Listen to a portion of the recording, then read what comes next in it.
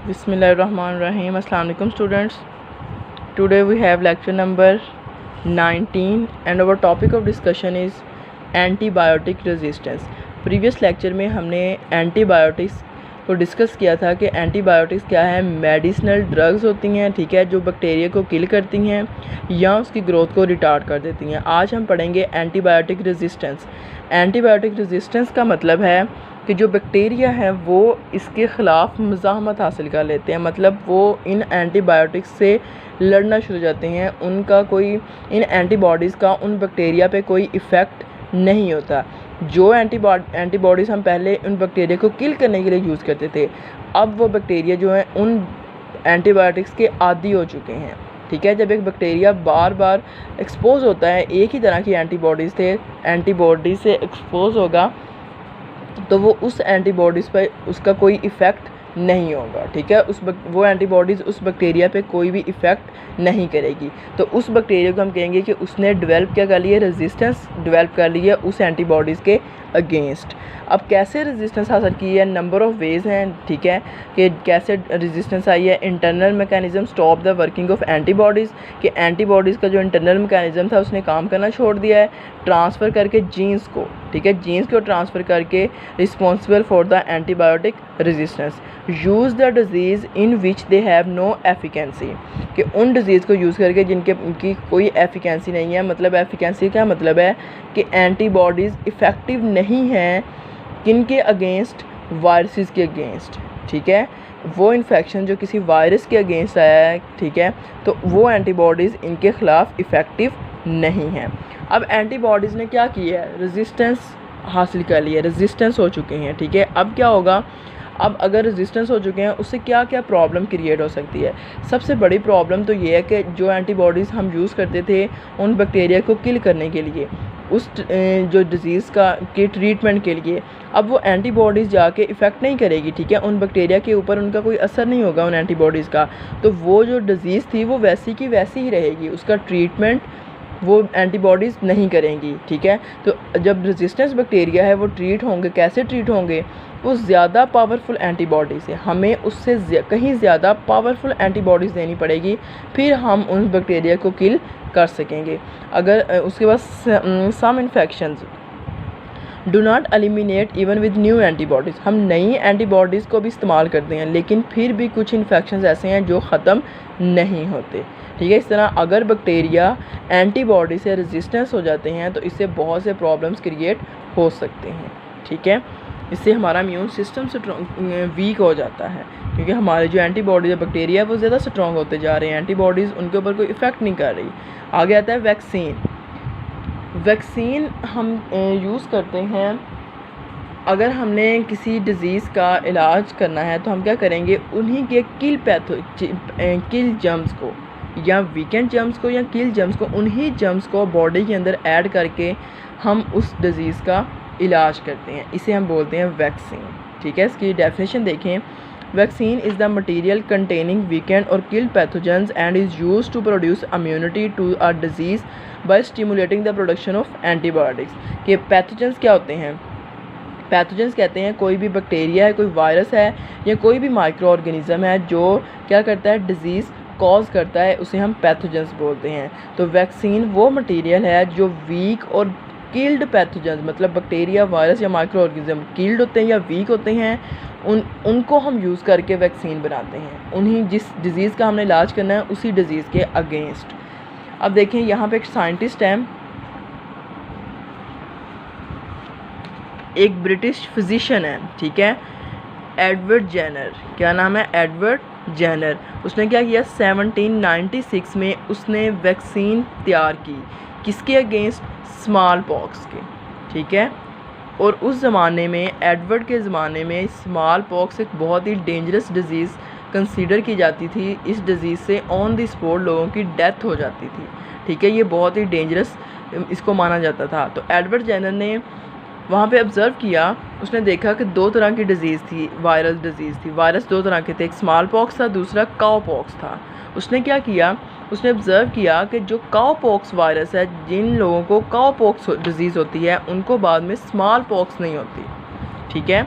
उसने क्या देखा, उसने देखा कि जिन लोगों को काउ पॉक्स होती है, ठीक है, ये वायरस है, जिन लोगों को ये वायरस होता है, वायरस डिजीज़ हो जाती है, उन लोगों को स्मॉल पॉक्स नहीं होती। बेसिकली स्मॉल पॉक्स है क्या, ये फीवर हो जाता है, बॉडी के ऊपर वो स्कार्स बन जाते हैं, ठीक है, तो वो बाद में उनके निशान भी रह जाते हैं कुछ के, तो वो जो दाने से बनते हैं बॉडी के ऊपर, हमें स्मॉल पॉक्स बोलते हैं। तो इससे क्या होता है, ठीक है, इससे उसने देखा कि जिन लोगों को काउ पॉक्स होती है उनको बाद में स्मॉल पॉक्स नहीं होती। इस चीज़ को उसने एक एक्सपेरिमेंट किया, उसने डिस्कवर की ये वैक्सीन। उसने क्या किया, उसने जो 5 सेल थे काउ पॉक्स के, उसने काउ पॉक्स को कह लें कि इंजेक्ट किया। उसने इस एक्सपेरिमेंट के लिए यूज़ किया एक बॉय को, लड़के को, यंग बॉय को यूज़ किया, 10 to 20 एज, ठीक है, 10 to 20 एज जिसकी थी, 10 to 12 एज थी जिस बॉय की, उसने उस यंग बॉय को यूज़ किया, ठीक है। उसने क्या किया, उसने इस काउ पॉक्स को इंजेक्ट कर दिया उस यंग बॉय में। जब उसने इंजेक्ट किया, उसने देखा कि जब वो रिकवर हो गया काउ पॉक्स से, काउ पॉक्स इतनी डेंजरस नहीं थी, ठीक है, लेकिन स्मॉल पॉक्स बहुत ज़्यादा डेंजरस थी। उसने क्या किया, जब वो लड़का काउ पॉक्स से रिकवर हो गया, उसने उस लड़के के अंदर स्मॉल पॉक्स को इंजेक्ट कर दिया, ठीक है। अब उसको स्मॉल पॉक्स होना चाहिए थी, ये वायरस था, उसको ये वायरस अटैक होना चाहिए था, लेकिन उस लड़के को स्मॉल पॉक्स नहीं हुआ। रिज़ल्ट क्या निकला कि उसने जब इंजेक्ट किया उसको, तो उस लड़के को स्मॉल पॉक्स नहीं हुआ। उसने देखा infection with cow pox protected people from small pox, कि वो जिनको काउ पॉक्स होता था वो स्मॉल पॉक्स से प्रोटेक्ट हो जाते थे। This method name vaccination, substance use to vaccinate is called vaccine. जो सब्सटेंस यूज़ करे जाते हैं उसे वैक्सीन कहते हैं। तो जो सबसे पहली वैक्सीन थी वो प्रिपेयर की गई थी स्मॉल पॉक्स के लिए, किससे, काउ पॉक्स से, ठीक है। इस वजह से जो वैक्सीन है, बेसिकली वर्ड वैक्सीन, ये क्यों वैक्सीन इसे कहते हैं, वैका बोलते हैं काउ को, वैका क्या होता है, काउ को, तो इसलिए काउ से ये डिस्कवर हुई थी स्मॉल पॉक्स के लिए वैक्सीन, ठीक है, इसलिए इसे वैक्सीन कहा जाता है। मतलब जो काउ से, वैका का मतलब है जो काउ से डिस्कवर हुई, वैका मीन काउ, ये वैक्सीन काउ से डिस्कवर हुई थी, इसलिए स्मॉल पॉक्स का ट्रीटमेंट किया जाता था इसके लिए, ठीक है। उसके बाद मोड ऑफ एक्शन देखें कि मोड ऑफ एक्शन ये कैसे एक्ट करती है, ठीक है। मोड ऑफ एक्शन क्या है कि इसका एक्शन कैसे होता है बॉडी के अंदर। हमारे लिए जो सबसे पहले हमें देखना पड़ेगा कि हमारी बॉडी के अंदर इम्यूनिटी को कौन कंट्रोल करता है, हमारे वाइट ब्लड सेल्स, ठीक है। बॉडी के अंदर 3 तरह के सेल होते हैं, red blood cell, white blood cell and platelets. जो हमारे वाइट ब्लड सेल्स हैं वो हमारे इम्यून सिस्टम को, हमारे इम्यूनिटी को कंट्रोल करते हैं, स्ट्रॉन्ग करते हैं। जो वाइट ब्लड सेल में भी एक टाइप है बी लिम्फोसाइट्स, ठीक है। बी लिम्फोसाइट्स ज़्यादातर इन्वॉल्व होते हैं इस प्रोसेस में, जो जर्म्स वगैरह को किल करते हैं। तो यहाँ पे देखें जो पैथोजेंस हैं, मोड ऑफ एक्शन में हम क्या करेंगे, पैथोजेंस हैं जो बैक्टीरिया भी हो सकते हैं, वायरस भी हो सकते हैं, या कोई भी माइक्रो ऑर्गेनिज्म हो सकते हैं। पैथोजेंस क्या कंटेन करते हैं, पैथोजेंस में होती है प्रोटीन एंटीजेंस। कौन सी प्रोटीन होती है जिसे हम कहते हैं एंटीजेंस। एंटीजेंस क्या करती है, एंटीजेंस पैथोजेंस को एंटर करते हैं बॉडी के अंदर। पैथोजेंस कंटेन करती है प्रोटीन एंटीजेंस, पैथोजेंस को एंटर किया जाता है बॉडी के अंदर, ठीक है। जब पैथोजेंस बॉडी में एंटर होते हैं तो ये जो एंटीजेंस हैं, ये जो टी लिम्फोसाइट्स हैं, वाइट ब्लड सेल्स, ये प्रोड्यूस कर देते हैं एंटीबॉडीज़। इस एंटीजेंस के अगेंस्ट क्या जाती है, एंटीबॉडीज़। एंटीजेंस और एंटीबॉडीज़ एक दूसरे के ऑपोजिट काम करती हैं, जो एंटीजेंस होगी उसके ऑपोजिट एंटीबॉडीज़ होती हैं। तो एंटीजेंस जो हमारे वाइट ब्लड सेल्स हैं वो क्या सिंथेसाइज कर देंगे, एंटीबॉडीज़। अब यही एंटीबॉडीज़ जो हैं, ठीक है, वो उन जर्म्स के साथ, उन पैथोजेंस के साथ, अब ये पैथोजेंस या तो किल होंगे या क्या होंगे, वीकेंड होंगे, ठीक है, वीक होंगे। तो ये जो पैथोजेंस के साथ एंटीबॉडीज़ आपस में जब रिएक्ट करती हैं, मिलते हैं, तो ये आपस में उनको मार देती है, डिस्ट्रॉय कर देती हैं, ठीक है। पहले हम जब ऐड करेंगे या तो हम बहुत वीक, अब वीक जो हम ऐड करेंगे डेफिनेटली वीक पैथोजन जाके डिज़ीज़ तो क्रिएट नहीं करेंगे, ठीक है, वो डिज़ीज़ काज नहीं करेंगे। हम ऐसे जम्स लेंगे जो स्ट्रॉन्ग होंगे, वो जम्स हम कभी भी नहीं यूज़ करेंगे। हम वीक जम इसीलिए लेंगे ताकि वो जाके डिज़ीज़ काज ना कर सकें। तो वो जो पैथोजेंस है वो एंटीबॉडीज़ के साथ मिलके डिस्ट्रॉय हो जाएंगे, ठीक है, वो पैथोजेंस मर जाएंगे। अब जो होंगे मेमोरी सेल प्रोड्यूस होंगे। अब वो जो सेल प्रोड्यूस हो जाएंगे, ठीक है, provide protection against future infection.